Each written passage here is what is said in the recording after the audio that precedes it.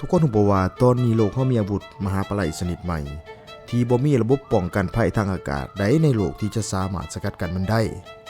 มันถือขนานนามว่าอาวุธไฮเปอร์โซนิกหรือว่า Hypersonic Weapon หรือเป็นขีปนาวุธที่มีความไวเหนือเสียง5 เท่าขึ้นไป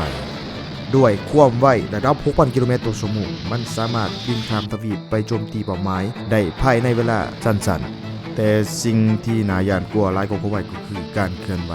มันสามารถบินหลบหลีกเรดาร์และเปลี่ยนทิศทางได้แบบอิสระทางอากาศก็คือกับลูกปืนใหญ่ทั่วไป